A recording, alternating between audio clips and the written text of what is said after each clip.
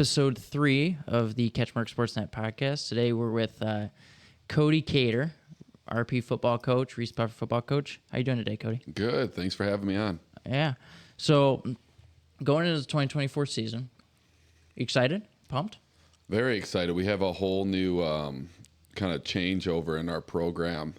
Year 3, obviously, culture's kind of in place, but we're always kind of tinkering with it. But we've got some new coaches on staff. We've got a whole new kind of I would say starters in the means of just in their different roles. We've got a lot of guys that are coming back, but they're just in different roles in the means of maybe getting more opportunity to get some limelight, more opportunity to make plays, more opportunity to be to be the face of the program. Yep. So I'm excited for those guys just because they've worked their tail off and they deserve it. But 2024 we finally feel like we've got a home here. Yeah. And we feel like there's things that have been put in place that we can really build off of. So we're excited to kind of see where we go. Yeah, so when we had Dan Hunt in here the other day for our tactical meeting, and he spoke, and then I heard he was coming up to Reese Puffer for like a 3 hour thing. So Dan and I go way back. So we go back all the way back to like Little League days. Like he was the older brother of Matt Hunt, who owns Lakeshore Windleton. And I think Dan even helped him kind of start that whole thing out. Yep. But then he's kind of maneuvered his way through, and then we were at Victor's Edge and he was there, and Montague was at Victor's Edge, and while I was on Montague's staff and he was there, I'm like, oh, what are you doing? This is an interesting thing you guys have going on here, at Eagle Village. And then he kind of tailed off and made it his own, a couple years later. So we met at Lefties and Romo's.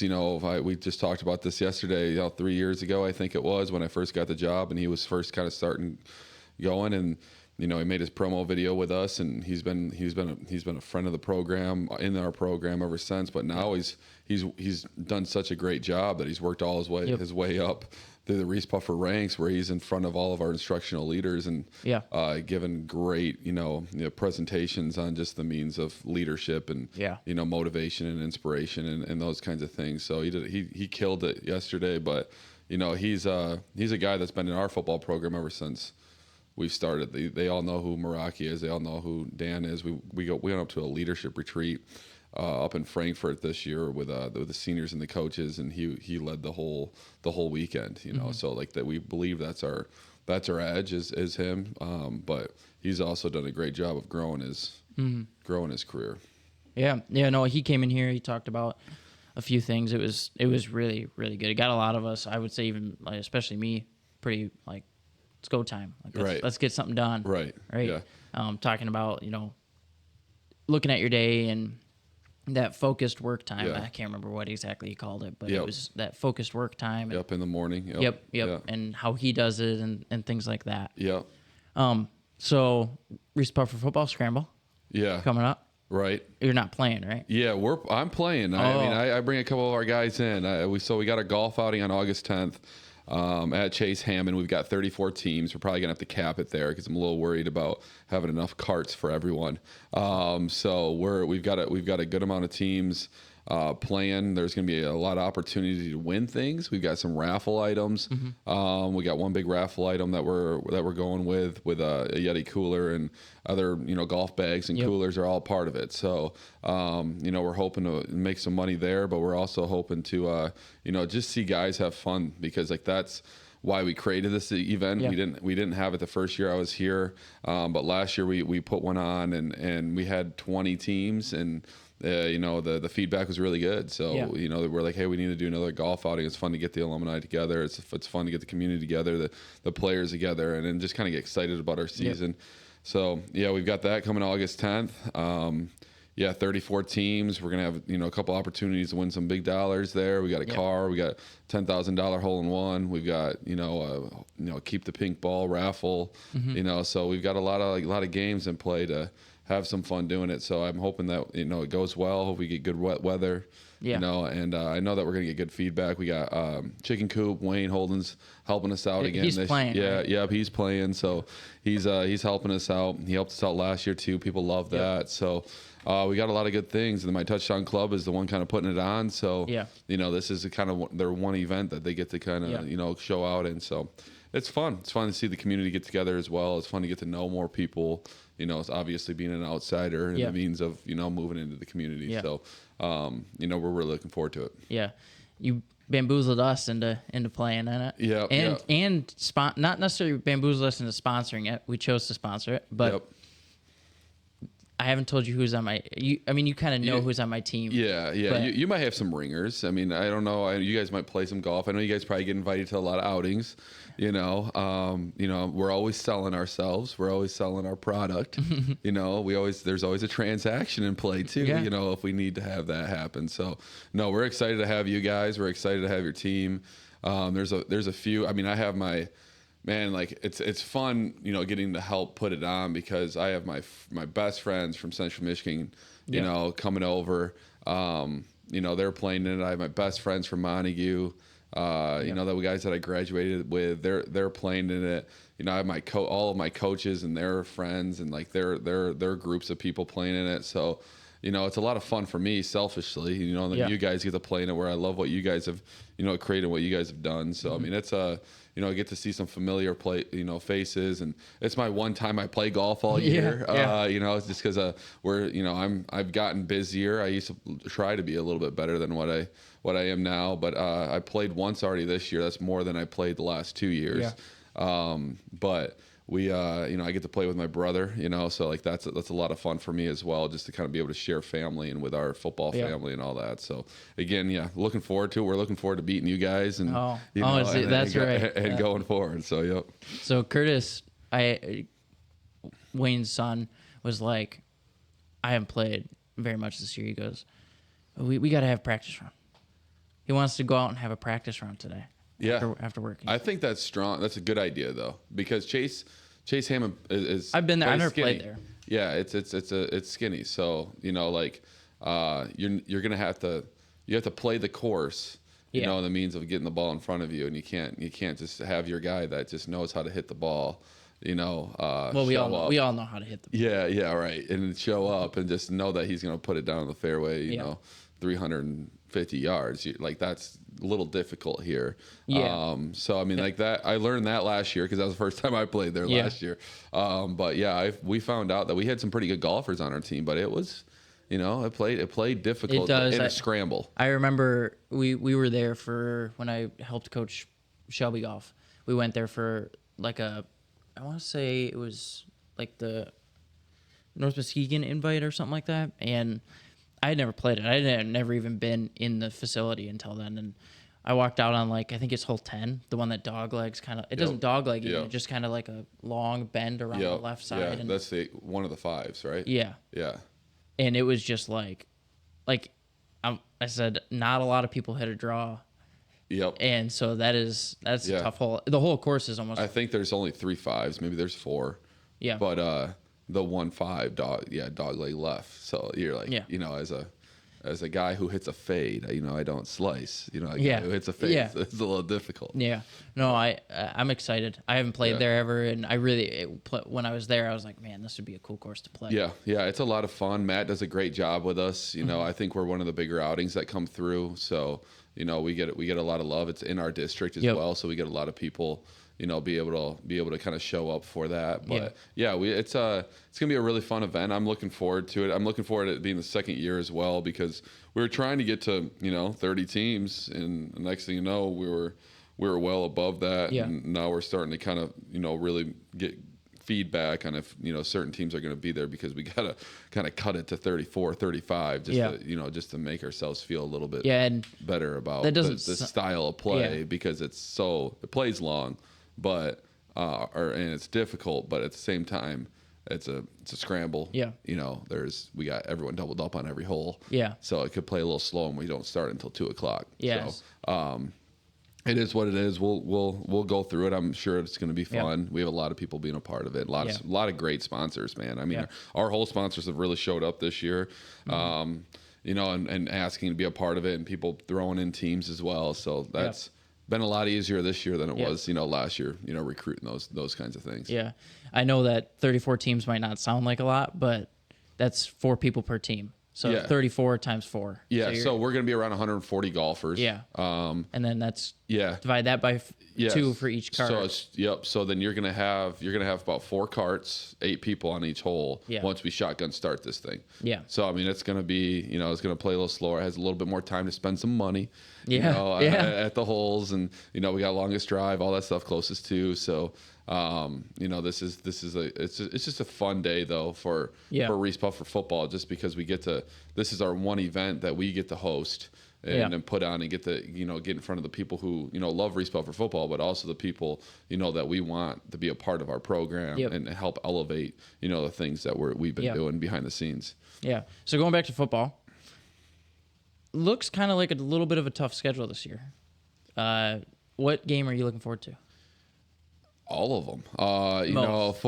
For me, I'm like, we're excited. We obviously went out prior to the end of the season last year, and we were already trying to get our non-conference games, just because we knew that we were in a weird spot with the OK Conference and realignment, and and some of these other committees that were being created. So we started kind of reaching out to other teams right away, and we had our first two teams, I think, scheduled even before the end of the season.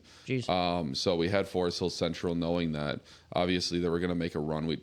Being a state champion is awesome as well. But we knew that we were going to be able to. We had to go play programs that have been a part of it, that are going to help again elevate where we're at. Yeah. Not just as a football program, but as a community as well. So they can see. This is what other programs look like. We obviously are in the same conference as Mona Shores and Muskegon, so we get to see that as a community. Those are kind of rivals in a sense. So our community gets to see those, but let's go see other programs that are doing something very similar to these two programs. For the last 8 years. So we scheduled Forest Hills Central and Caledonia.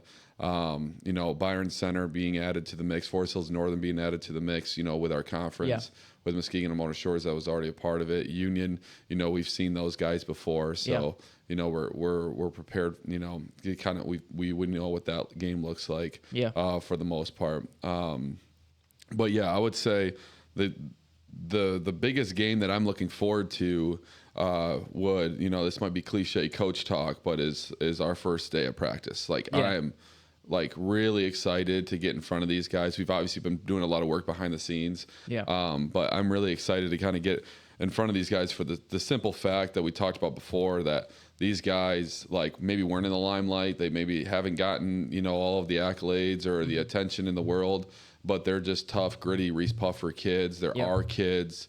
They grind in the weight room. They talk about the right things. They want to play for one another. They're not worried about playing college football. They're not worried about, what maybe so-and-so said in the community about what we're doing. They are solely focused on just being better than they were, last year, better than the day they were before. They're just worried about growth. They're fun to be around. They're fun to coach. So I'm really just excited to finally get the season started, so we're not having to jump around on these team camps or these 7-on-7s or the summer training. It's just so difficult these days, just because you get so many days, you want to use them, but then you're also having to go be with other teams. You're not just able to just grind with your guys day in and day out. So I guess you could be, but it'd be hard to structure it that way. So I think that's what I'm really excited for. I'm really excited to go in to Forest Hill Central as well, week 1,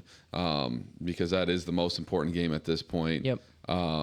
So I'm really excited to go see those guys, and they're coming off their Division III, state championship. I'm guessing that their fan base is going to be ready to roll out the red carpet and cheer it, and find ways to, give their boys an edge, in their home opener. And we're excited about that one. But then after that, it's just day by day and week by week. No, you mentioned the conference change. Yeah. How much does that I haven't looked too far into it, but how much does that affect your schedule? I mean, just looking at the conference. Yeah. So the conference change obviously affects it a little bit more. We had to, add a couple more non-conference games. So, and obviously everyone's D2 that's in our conference. So no matter what, D2, D1. So no matter what, we are going to be facing, someone that we could quite possibly be facing in the playoffs if we were to make it. Yeah. So it's like basically how I see it is we have our conference championship, that we go through the conference week by week, and then you're going to go to districts and it's going to be a conference tournament, like, so to speak. Maybe one or two get pulled in there. But the way that, we've talked about it within our program is, we are more than likely, going to be facing the same competition that we are going to be seeing later on if we were to make it, or if any team makes it. They're probably going to be seeing one another because our conference is so like stacked with talent. Obviously the programs like Mona Shores and Muskegon, people around here have heard, but Byron Center has been doing great things. Down in their area, and they've been making runs, and they're a tough program, and he does a great job. So adding him to the mix, and getting rid of like a Zeeland West and a Zeeland East, but adding the Forest Hills Northern and adding the Byron Center, like it's a very difficult conference. And then we added Spring Lake as well to a non-conference because we needed a kind of a local game, and we both thought there'd be a strong game for the community. So we're excited about that one as well, and they made the playoffs, and he's done a great job down there. So we're definitely not to the point where we're strategically trying to schedule games in the means of trying to get to 6 wins. You don't have to do that anymore. Go play people. Get your team better. And get yourself prepared for the playoffs if you were to be good enough to get there. Create those challenges, those roadblocks. You're going to get to 6 wins somehow, but create the challenges before you get there. You don't have to get to 6 wins. You can see all the teams, all the strong programs around here who are scheduling just tough opponents. Going over, to the other side, to go play some of their top programs. Like, you do not need to, get to 6 wins anymore. It's all about points. So, obviously you want to schedule somewhat strategically so that that you're able to get some wins and get some points going your way. But it's who you're beating is more important, and who you're losing to is more important as well. So I think that point is really, I guess that's for the athletic directors to kind of figure out. The coaches just kind of coach the team. But for the most part, we're in that same spot as like we're trying to figure out who we need to go play. And so we're excited about this one, but we're not the only program that's doing it. Like the other programs around have been doing it for years. But it's it's similar to basketball. Like everyone's making the playoffs. In that sense. Like go play people. Get yourself prepared. Who cares about the 20-0, 19-1, 18-2 record? Like go play people. Get yourselves ready. Go play those challenges. For the playoffs. Football's a little bit more strategic in the means of, well, you don't want to go play tons of tough competition and your conference is already loaded. You don't want to go do that and then not make the playoffs because you can't, you're not able to gain traction and find some wins and get some momentum and go from week in to week out. But you do want to go play people, and to get yourself ready. And if you are going to lose to the right people, in that means. So that's kind of where our head at. Could be wrong. Some other programs could be saying something totally different, but that's where we're at. So you're from Montague. I think a lot of people know that. How does a school like Reese Puffer, that's pretty big, I mean, they're not small. How does the community, how does it differ, or how is it the same to a community like Montague? I mean, Montague's like what? I think so. The difference between like, a lot of people, I mean, maybe not a lot of people, but some people have asked me this question, but I think like being from Montague, obviously, like I had 2 older brothers who went through Montague. Like I grew up in the bleachers. Like my parents were part of the Montague Boosters. They're not from Montague, but they moved in while they were young. So I think like when I look back on that time, like I was from Montague. I was in Montague. Everyone knew who I was. Everyone knew who my brothers were. Where they came from, where we lived. All those kinds of things. And I wouldn't trade that for the world. Like I had a great, childhood. I had a great, high school career, middle school career, great education, all of those things. So like I would never trade that. So like that, there's not like a big change when it comes, or like there has been a big change in that means because they, some guys just don't have that that childhood. And that could even be they're from Montague. They just don't have that childhood. Yeah. You know, because of maybe they moved in at different times or whatever that is. Their environment's different. So, but I would say like Montague does a great job of holding each other, you know, accountable because they all kind of know who one another are, and they're very much a part of that program. But the smaller things, you know, the conversations that lead to things that don't matter, the conversations that lead to, you know, drama and the means of like playing time or and the means of whatever. When you're really good, they're 100%, you know, behind you, you know. But you know, when they're not maybe as good, it gets blown up out of proportion. Yeah. You know, and the wrong things get worried about. Yep. Whereas like in a Reese Puffer, the only thing you can do is support because it's so big. You're not in a certain spot, you know, where our district, you know, goes from Lake Michigan all the way over to Twin Lake. So there are pockets of communities within townships, you know, that have maybe secluded themselves or maybe that, you know, because they're a tight knit community. And then, you know, they move on to, you know, from one elementary school and now they have to go to the RPI where then they have to go to the middle school. You know, because of that, you know, it has created like, you don't get that sense of like community like Montague can give you. There's good and there's bad with that. But like, because Montague's so tight knit, everyone kind of knows where they're at. They go through from the same school through at the same time. It's a bunch of Montagues. Yeah, exactly. Yeah. So, you know, there's little parts of that, and then they get to the middle school, and they get to the high school, and you're building programs, you're building teams. I would say the biggest difference is like there's a lot of privatization, just in the means of just like and that's not just now. You know, or like, I mean, that might just be now just because a lot of kids are now focusing on a singular sport, and that's not just, you know, Reese Puffer, but that's what I have like kind of came into is just like, there's a lot of, you know, the football community, you know, supports the football community, the basketball community does support the football community, but they're really in on basketball, you know, so on and so forth.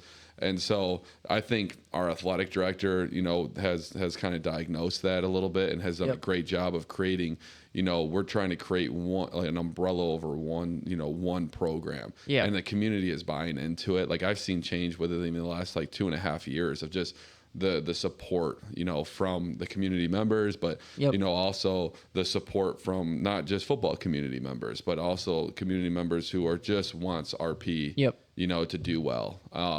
And that's what I had at Montague, you know, just, you know, because there's maybe some negativity there. That's just me trying to be, you know, as real as possible. Like, but what I know Montague to be is just really supportive. Wants the best out of you, wants to be able to see, you elevate yourself and you go on. And there's like true love for one another. Like I know this for like a fact, like I have high school buddies that are playing in my golf outing at Reese Puffer. Like, you know, how lucky am I to like be able to grow up where I have friends that want to continue to support, but also they're really successful because of the community that they came from. You know, I have engineer buddy, like I tell like my team all the time, like how lucky did I get? Like I didn't know I was in that spot, but like I got, you know, I have doctor friends, I have, you know, engineers, electricians, like, you know, I have like some of the top, you know, salesmen in their area, like that doesn't always happen. And so like but that just shows you like my brother has the same story though. So that shows you that's Montague. Like they do a great job of having a community family based, you know, just relationships, you know, with its, you know, that coincides with its community that helps elevate people to do what they really want to do and get something out of their life. So I would never trade any of that for the world. I think there's tough, gritty people in Montague, and there's tough, gritty people in Reese Puffer. We're not far off from that, you know, from one another when it comes to those things. But obviously, the community is just a little bit, you know, a little bit larger, and we're doing everything we can to let football be the hub of the community, or, you know, whatever we need to, we can pivot and do. But we just want to see our Reese Puffer community just be one under one umbrella that just wants to support everything, you know, through. Like we have a great relationship. Everyone thinks about Reese Puffer around here, thinks about the band, thinks about the arts, you know, and we have a great relationship, you know, our programs do with band, with the arts, with all of those kinds of things. Like everyone wants to just see right now Reese Puffer just do well. And that's the environment I remember when I was at Montague as a teacher, but that's also the the environment that I remember when I was a player as well. Yeah. So and a student. So I'm excited, to kind of see where this goes and continue to build. But long answer there for you. But that's fine. But I think there are some differences, but there are definitely some similarities that we're trying to obviously showcase as well. Yeah. No, I was curious what your answer was there, because I mean, obviously I'm from Montague too, and I'm from the small town, and I haven't necessarily gotten that far out, and I never really went to those big schools. So knowing what the difference is. Well, what do you think? Montague is both a blessing and a curse. I had Eric Reiner on yesterday, and I was telling him about this, and it's both a blessing and a curse, right? Everybody knows your business most of the time, and most of the time they hold you accountable if it's something that's not right. Right. But it's also a curse because everybody knows your business. Right. Even when you don't want them to. Right. Right. Right. And that goes throughout sports, throughout the school, throughout the band, like everything there. Right. But there's also, like you said, that tight knit community, right? Like I remember when I had my heart surgery in my junior year, like just the outpouring of support on that. When I had that, and just like I got phone calls while I was in the hospital, like I got people dropping stuff off. The whole girls basketball team came to my house at one point.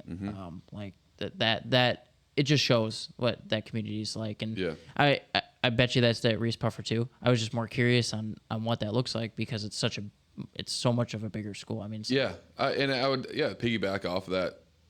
It's very tight knit, but because it's so tight knit, it can be strong. But also, like, information can get passed, or this person doesn't like you because this person, because he said so, those kinds of things. But I think that's probably in a lot of places, just as well.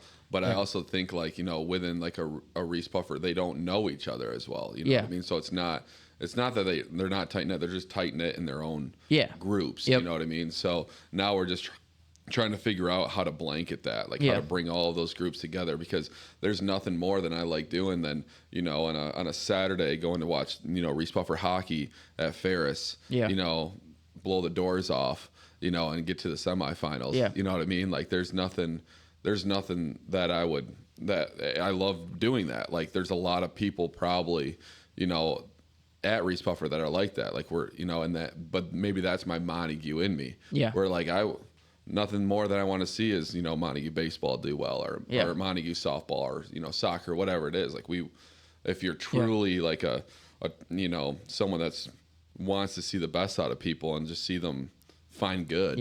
You're like, you want those guys to find that success. Like when you watch the Olympics and you get teary eyed because like they just like accomplish something so great. Like that's like, maybe that's the Montague in me, but I think there's also a lot of other people that are like that. Within the communities, but there's nothing more than I would like to see. I would love to see Montague do well, like, with everything that's, with my nephews coming through and those things. Like I want to see them have success. I want to see them have the experience that I had, and that was the whole reason I went back to Montague. It's like I want these guys to have an experience because my experience was great. So like I want those guys to have that. And now at Reese Puffer, like I want the same thing. Like I want those guys to experience, what it means to have brotherhood, what it means to, be able to like look each other's in the eye and, have peace with your work and just be like, we did it. Like, we made so many sacrifices and we committed to something, and, we are brothers for life. Like, no matter what, nobody can take not the state championships away. Who cares about that? But our feeling of like gratitude towards one another, because like we made sacrifices to do something together. Like there's nothing that can take you away from that. So I want nothing like that. Even with my coaching staff, man, like now that you're a head coach and you're a leader in some aspects, you find out that like you have lots of teams that you're a part of, and then you've got to build. And so like my coaching staff, I want nothing more than my coaching staff to feel that, like those hugs and those high fives after a big game, after a big win, after an upset or whatever those are, and looking each other in the eye and just being like, we grinded for that. Like we did that. Like there's no better feeling than that. So like those are the things that maybe I'm chasing, but maybe that is, you know, the Montague and me and, you know, Pat Collins and, you know, Dave Osborne and those guys that coached me, you know, all the way growing up. But, you know, who knows, you know, where that comes from, but a lot of similarities, you know, between those two. So, you know, we're just, you know, we're excited. And then getting you guys in the door more, you'll find more out that there's a lot of opportunity at Reese Puffer, like, you know, because of how big we are. You know, that you just don't get in other places, especially north of Reese Puffer. You just don't get that opportunity. Yeah, it's just not as big. I mean, I mean, you got Muskegon, Reese Puffer down there, Mona Shores. Looking at something that Eric mentioned yesterday was looking at Muskegon. They just pulled over James Young. How do you think that affects them this season? Yeah, I mean, I think for him, like, I don't know him well. I really haven't really like watched his game that much, you know, because we're obviously focused on other things. But you know, from what I know or from what I've heard, like great athlete, great kid, like wants like a team guy first. Like that's all we want, you know. Like, and that's who we gravitate towards as leaders. Like just guys who are team first, you know, and you know, that want their team, whatever team they're on. Like, you know, if it's a 3-on-3 team, whatever it is, like that, like I'm your brother, you know, like let's go after it. So I've heard nothing but good things about the kid, that he's going to be able to do that. We'll see, you know, how everything kind of shakes out. You know, I have no idea, you know, what's going on over there or anything along those lines. Like, I think that's the beauty of when you become a leader, a head coach, you can't worry about other programs or anything along those lines. But you know, he obviously has a plan in place, and now he just needs to create some steps to kind of get there. But it'll be interesting to kind of see how that shakes out. But I mean, that's a great program, great coaches, great culture in place. You know, so he's just, you know, he's gonna have an opportunity to plug himself in and kind of see what shakes out. So something I remember from when you were at Montague was your Sunday open gyms. You guys still doing those? We don't do it. No, we used to actually, you know, like honestly, like bringing that up. We used to do that like in the winter. We had some Sunday open gyms. We just ran threes. There was about 6-7 of us that played. You know, it's a lot of fun. It just kind of didn't. It just stopped. You know what I mean? That's just weather gets a little warmer. You know, you just kind of stop. You know, we do the one things to do. So we do the one at NBC during the winter. And the last few years, Sean Nope has been running it. And he's had to tell people don't invite people because we've gotten like so many people. We've gotten like I remember my brother plays there. I think he played there a few times. Okay. I don't know if he's playing, but he's getting up and down the court. He's getting up and down the court. Yeah. He actually. I remember very vividly one of the last games because he had practice with the younger guys right after that, so we could play a little longer. We had one game go to like, it was win by 2 to 11. We ended up going to like 23 points. And he hit the game winner off the glass. Oh, really? That's awesome. That's good. Was his kids there? Yeah, that's good. That's good to see. You know. But we had so many people there. I think the most we had was 30. And there's only those 2 side courts. That's we don't have that. And it's been like it's fun, but they had that 2 out to play 2. If you win 2, you're out. And that just makes it go so slow sometimes. And I like it because when you're off the court, you get on quicker. But I also don't like it because when you're on the court, you don't stay on the court. And so it's just. There's a little morning ball, you know. There's morning ball at Reese Puffer. That always kind of shortens the list up. You know what I mean, or the amount of people, because they just, you know, not everyone wants to wake up, you know, at 6 o'clock in the morning. To go play basketball. But no, I've heard great things. I honestly, like my brother just had his 40th birthday party. My Kyle, my middle brother, and we were at our old house that we grew up in because they Airbnb it now. And they do? Yeah, and so we know, and we know the you know, the guy who bought it, and we're actually very close with him. And so we rented it out, but my brother and I, Derek, the older brother, we were on the outside in lawn chairs watching the nephews play on our old court. And it was like a full circle moment, like, hey, how did this happen? You know, like here we are sitting watching these guys telling them, hey, he can't go left. You know, he can't finish right. You know, we're talking trash to the nephews, you know, trying trying to coach him up, but it was just like, man, full circle moment. But yeah, you know, I've heard good things about that open gym, but that's just a lot of it's people. competitive. That's good for you guys. It's real competitive. Yeah, like your dad getting up there. Oh well, he was at points, but there got so many people there that he's like, him and I went back, got in a little tussle one week. Yeah, that's good. So, how does I grew up in a very similar fashion, except for I'm the oldest. Yep. You're the youngest. How does that affect growing up? I mean, I know like Owen and I would play basketball out in the driveway all summer for like 7 hours a day. Right. We'd go play golf like 6 times a week or something like that during the summer.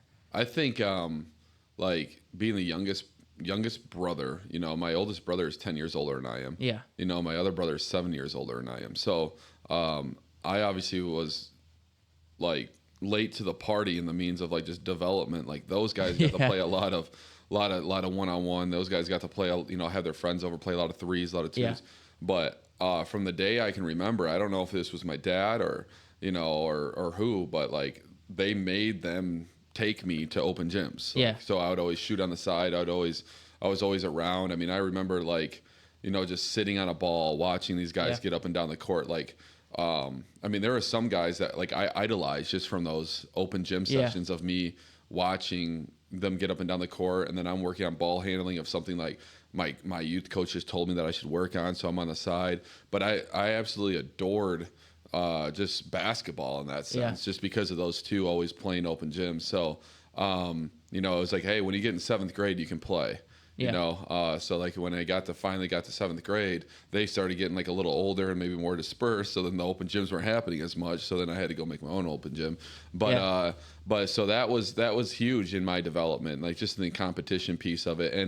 And if I were ever beating my friends or doing anything along those lines, and not showing some class and humility, they did a great job of stepping in and humbling me, really quick, just because they were so much older than I was. So that part was great. But like I said, like I was with the action figures inside the the gyms in the stands. I remember the Happy Meals, like that's what I was into. But man, I was like 4 years old, 3 years old, and my brother was already in middle school, like playing basketball. So big part of my development. We're obviously all kind of competitors in our family, but the house kind of helps you develop that, if it's a video game or whatever it is. There's that competition of wanting to win, wanting to succeed. It's okay to be mad, it's okay to cry, it was never like you're a crybaby, like, or anything along those lines. It was just like, let the kid cry. Like he wants to win. Like he wants to succeed. Like, and I would just get so mad. I would start punching him in the chest, and part of it, I love that piece of it. My brother came back. I was going into 8th grade. My middle brother came back from college. I beat him in front of my friends. And that changed everything for me, because I idolized the guy. So like when I beat him in basketball, and who knows, my family was around, a couple of my friends were around. So I booted the basketball up to the oak tree. Like we have a huge oak tree. We had an old farmhouse, a huge oak tree. Booted that ball up in the house. And for that night, I think I was my grandma's favorite. He was always the grandma's favorite. Like he was just little sweetheart. She pulls in the driveway. He's gonna jump out, go get the groceries, or go help bring something in. Well, I'm the younger, stubborn little brother. I'm not doing anything. You probably have that one too. And so he absolutely killed it in that march. Well, that night though, I got to be the favorite. And so, I'll always remember that one. I remember the court. I remember the last shot. Even so, so it was just, that was a huge part of of my development, and just probably yours. I know you guys probably play a lot of ball in the the driveway. It's one-on-ones. Let's go after one another. So you never know, like when the ball breaks down, you're on that court. Especially where we grew up. Like at any time, even if you're in sandals at a wedding. You're going to start playing some ball. So it was. I wouldn't trade it for the world. Yeah, I know. My family's always been like, everybody is extremely, extremely competitive. I mean,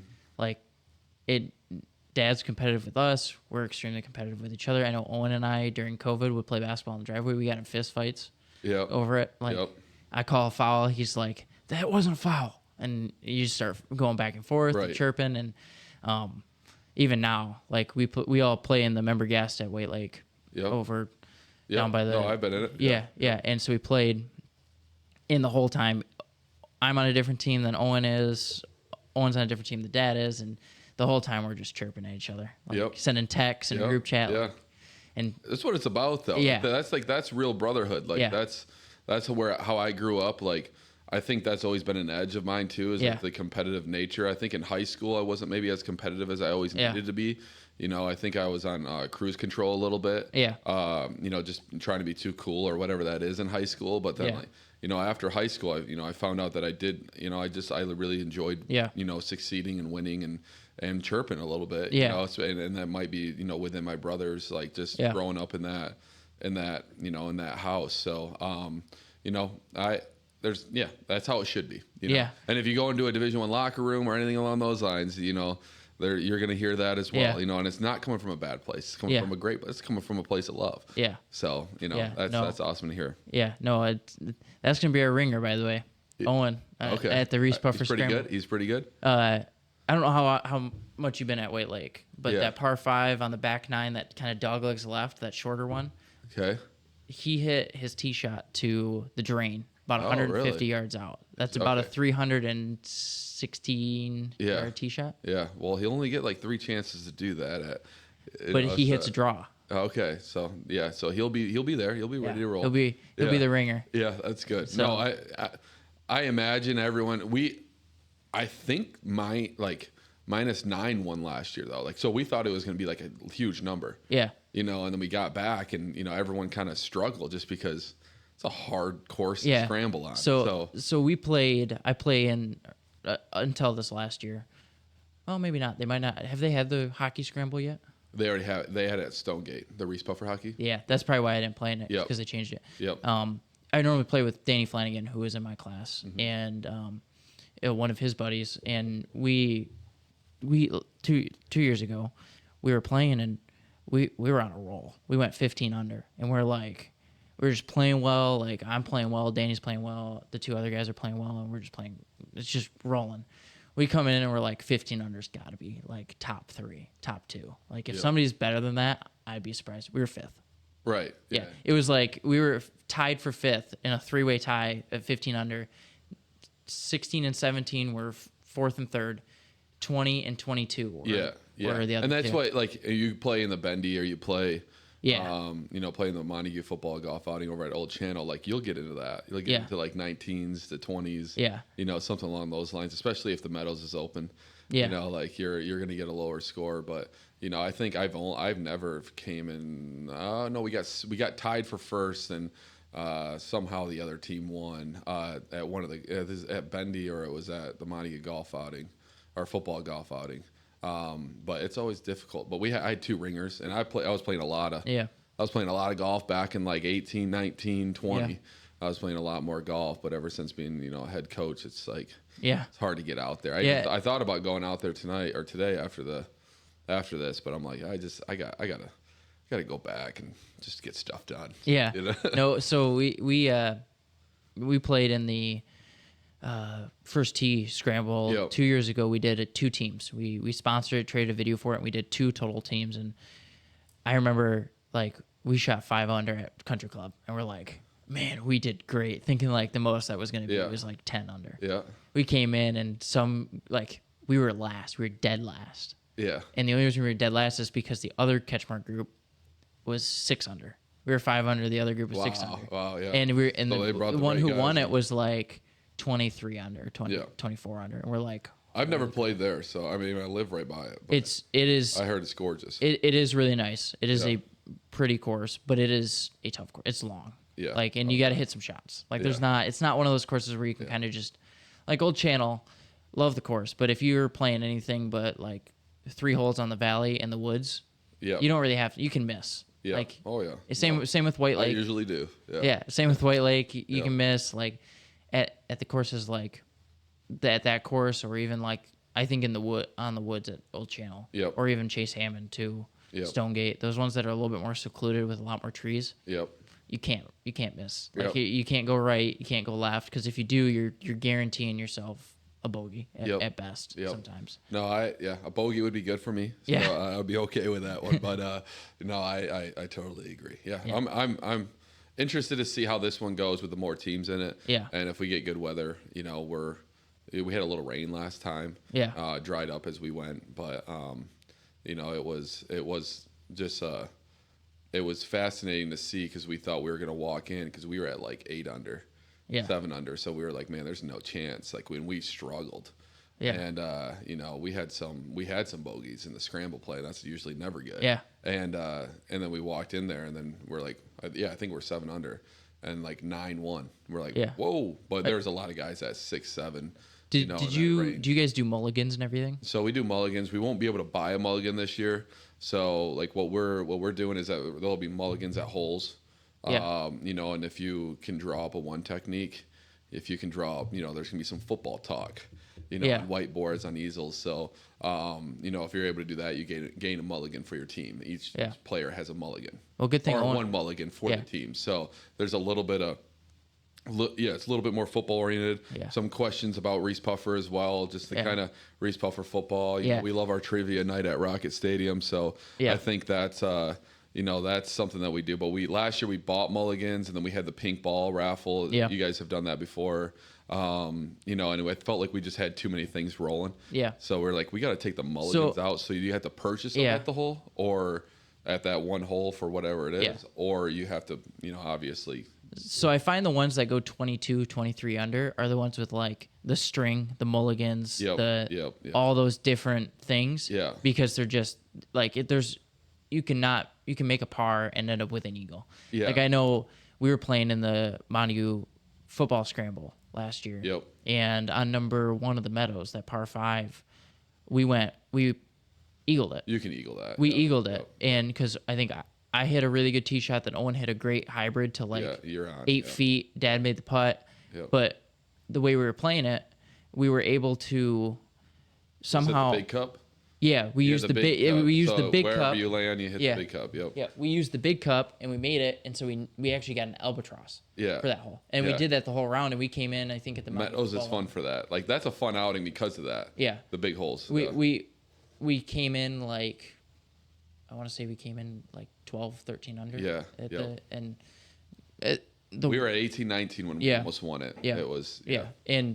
But it is a fun event. The big holes is really fun. Yeah. I'm excited for this one because I've never played Chase Hammond, but I've been there. I've seen the course. I know what it plays like, and I know the shots you have to hit. Yeah, and it's gonna be packed. I mean, it's not very big. The clubhouse area is not very big. Like when we had 20 teams last year, like there was guys, like some of our alums going like, I've never seen this place this packed. Like just carts taking off. Like when you go to the shotgun start, and so I'm like, man, we got 14 more teams. I mean, so that's how much the Bendy Cup had this year. And like, not even kidding, there was probably 130 people there. Yeah. And you're doubling up every hole. Yeah. Maybe even some holes are tripling up. Yeah, we would never do that. I think if this ever gets big enough, we may have to move. We love Chase Hammond just because it's right there off the highway. It's easy for people to get in. It plays small, a lot of interactions. Yeah. So like it's just a fun event for that. Yeah.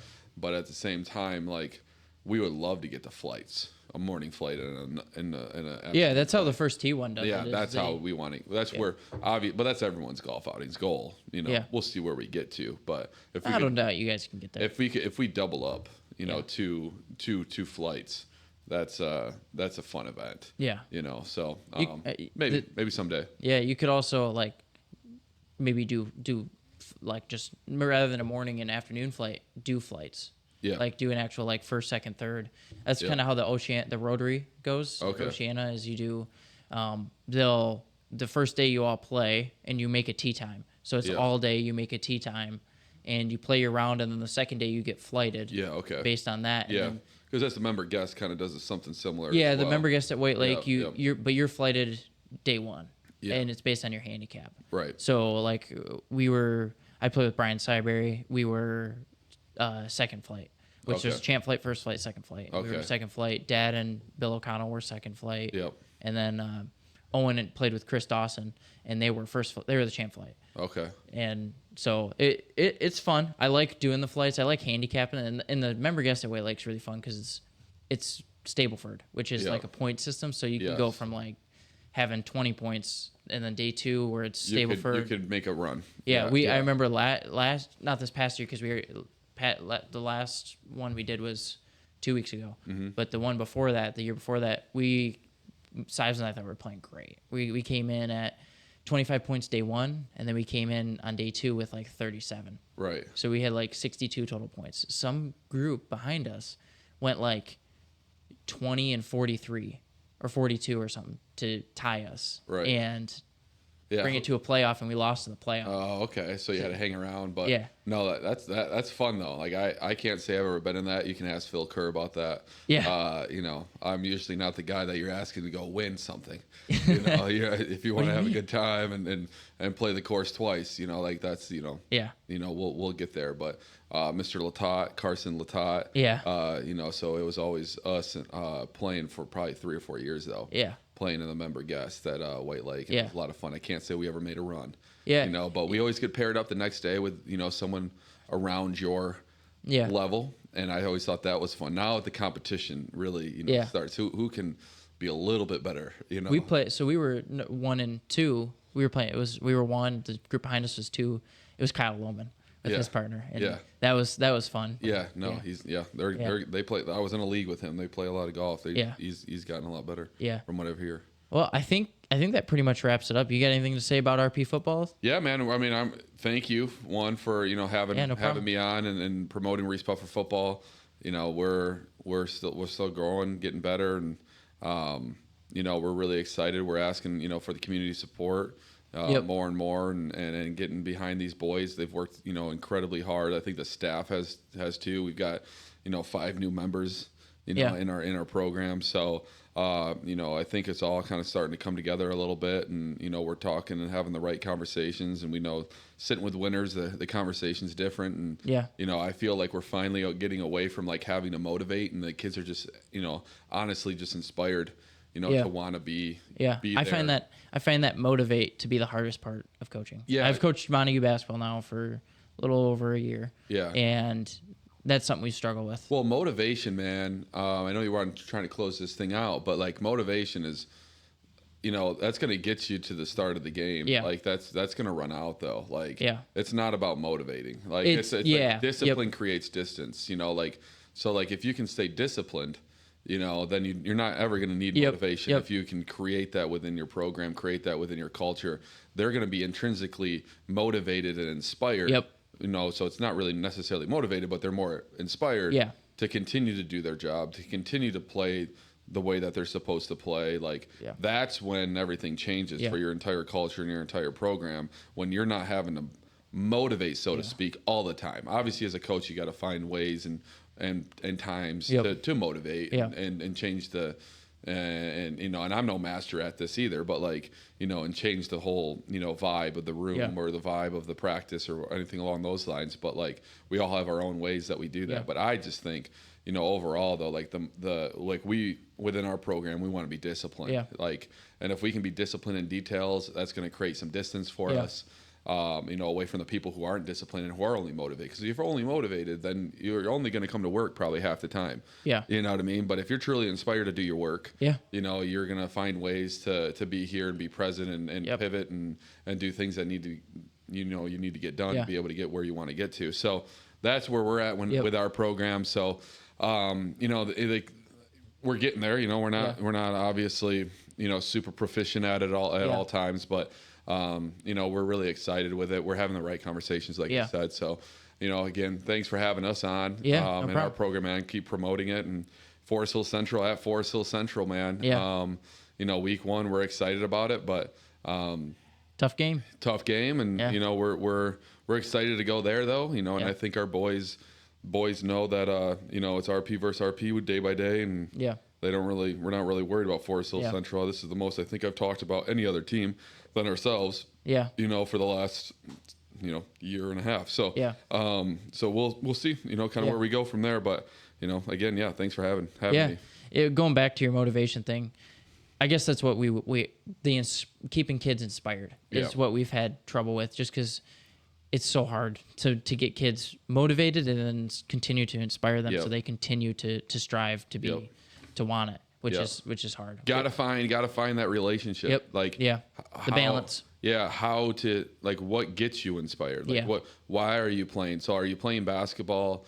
Are you playing football for the love of the game? Are you playing it for the love of the coach? Are you playing it for the love of just being around your friends? Yeah. You know, like you got to find like why are you doing what you're doing? Yeah. Like, you know, and then you got to kind of build that culture and, you know, and create the standard. Like we have a saying within our program, like standards versus starters. Like we don't have starters. Like we just have standards. Like we could care less about your name or your face or whoever you are. Like, but like it's the standard of that position of what we need out of that. Whoever can meet that, you know, that's the standard. You know, so we don't have, so to speak, 11 starters, 5 starters or whatever that is. It's like we need this position to do this.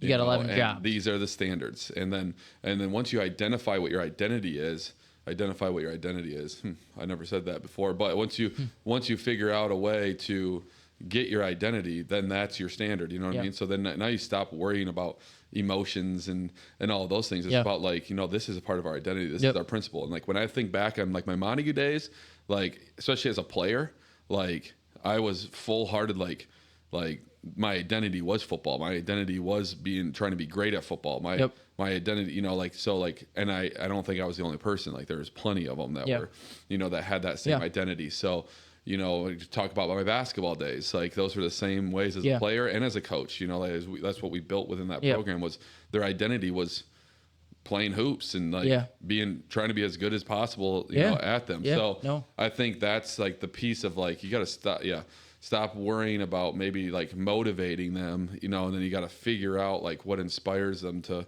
And if they don't want to be great, and if you show up every single day and you want to be great, they're going to be outsiders at some point in time. Yeah. Like they're going to be like, okay, maybe this just isn't for me.